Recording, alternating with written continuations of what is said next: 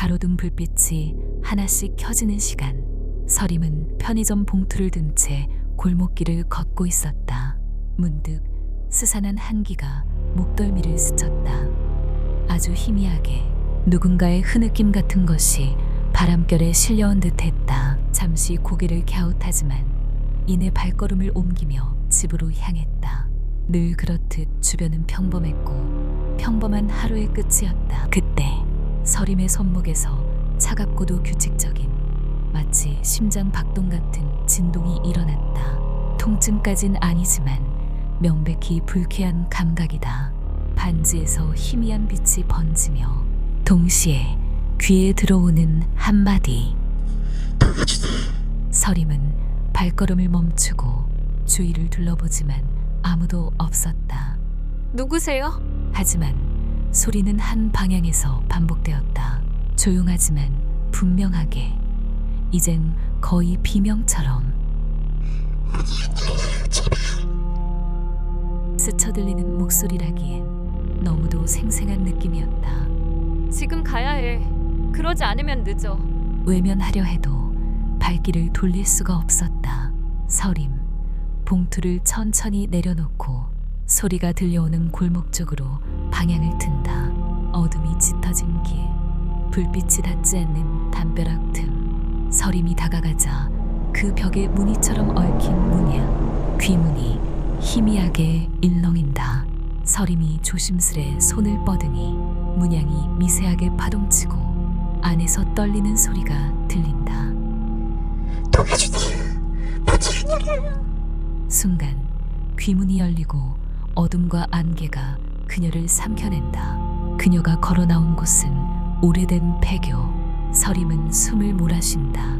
주변은 소름 끼치게 적막하다. 정적 속 멀리서 까마귀 소리.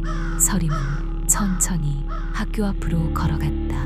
눈앞엔 천의 초등학교. 정문은 낡았고 담엔 덩굴이 뒤엉켜 있고 낯선 곳에 홀로 떨어져 있었다. 오래전 2층 초등학교. 시간이 멈춘 듯 모든 것이 폐허처럼 보였다. 정문 옆 낡은 매점 하나가 보였다. 안쪽에는 오래된 라디오에서 잡음 섞인 소리가 흘러나오고 그 안에 늙은 노인이 조용히 앉아 서림을 바라보고 있었다. 그 눈빛은 말이 없었지만 마치 속을 꿰뚫 듯 서늘했다. 무언가 본능적으로 거슬렸지만 서림은 천천히 다가가 조용히 물었다. 이 학교는 왜 닫혀 있는 건지 아시나요? 서림이 할아버지에게 묻자 라디오를 만지작거리며며 애들이 하나씩 사라졌지. 누가 먼저였는지는 아무도 몰라. 근데 그전엔 꼭 할머니를 봤다고 하더군. 라디오에서 지직거리는 소리와 함께 다소 건조한 톤의 아나운서 목소리가 흘러나온다. 1989년 남천 일대에서 발생한 미확인 괴담과 아동 실종 사건이 주민들 사이에서는 통통 할매 귀신이라 불리는 정체불명의 존재가 목격됐다. 당시 청해 초등학생 수명이 하굣길 이후 연락 두절. 경찰은 단순 실종으로 결론 지었지만 일부 주민들 사이에선 할머니를 본 아이들만 사라졌다고. 노인은 나지막한 목소리로 혼자 중얼거렸다. 별 희한한 괴담도 다 있지. 서림은 정문 너머를 바라본다. 풀에 덮인 운동장, 무너진 미끄럼틀, 복도 끝 창문. 그 안에 서 있는 그림자 하나. 사람들은 그저 괴담이라 했지만 저 어둠 속에서 울고 있던 건 분명 진짜였다. 서림은 교문을 지나 복도로 들어섰다. 문은 반쯤 열려 삐걱이며 흔들리고 바닥은 발걸음에 따라 먼지가 일어섰다.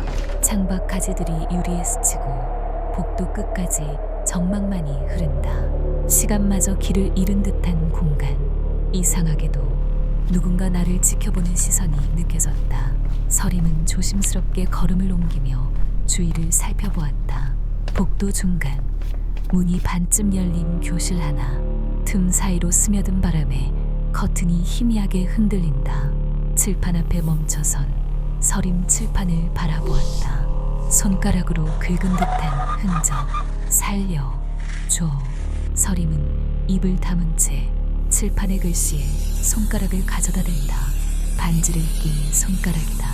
순간 아이의 극심한 공포와 절박함이 전류처럼 흘러들어와 숨이 턱 막힌다.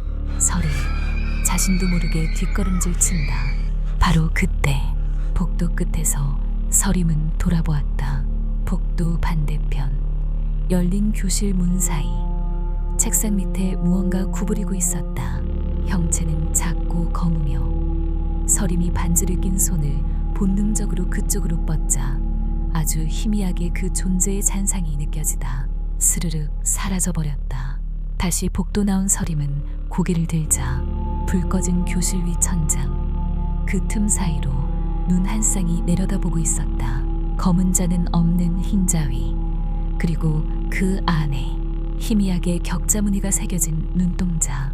서림이 시선을 돌리려 하자 눈동자가 정확히 그녀를 따라 움직였다. 서림은 숨을 삼키며 뒷걸음치며 중얼거렸다. 뭐야 저건? 사람이 아니잖아. 그 눈은 움직이지 않고 그저 서림만을 집요하게 바라본다. 서림은 뒷걸음질치다 발끝이 책상 다리에 걸리고 말았다. 몸이 휘청이는 순간 천장에서 무언가 쿵 하고 떨어진다. 그 형체는 머리카락으로 얼굴을 가린 여자였고 기이한 모습을 한 할머니의 형체였다. 바닥에 떨어진 그 형체가 고개만 서서히 서림 쪽으로 향한다. 그리고 움직이기 시작했다. 분명 느린데 나에게 오는 속도는 너무 빠르다. 온몸의 마디가 뒤틀린 것처럼 서림에게 다가오고 있었다. 서림은 비명을 삼킨 채 몸을 돌리지만 그 형체가 먼저 손을 뻗어 서림의 머리카락을 움켜쥐었다. 서림은 그 공포 속에서도 옆에 있던 부러진 대걸레 자루를 집어 필사적으로 휘두르지만 형체는 미동도 없었다. 그때 소리가 들려왔다. 야, 너 내 아이 맞지? 서림 고개를 돌려 팔로 머리채를 잡은 손을 뿌리치려 안간 힘을 쓰며 뒤로 물러나려 했지만 물러날 공간이 없었다. 형체는 서림 앞에 바짝 다가와 격자 무늬의 눈동자를 드러내며 숨결 없는 거리에서 입을 연다. 대답해. 아니면 너한테 물어볼 거야. 겁에 질린 서림은 가까운 책상을 밀어 형체를 튕겨낸다. 쾅! 소리와 함께 형체가 넘어지고 서림은 교실 문으로 달려갔다. 하지만 문은 굳게 잠겨 있었다. 서림은 손잡이를 잡은 채 숨을 몰아쉬면 두려움에 떨었고 기괴한 발소리는 점점 가까워진다.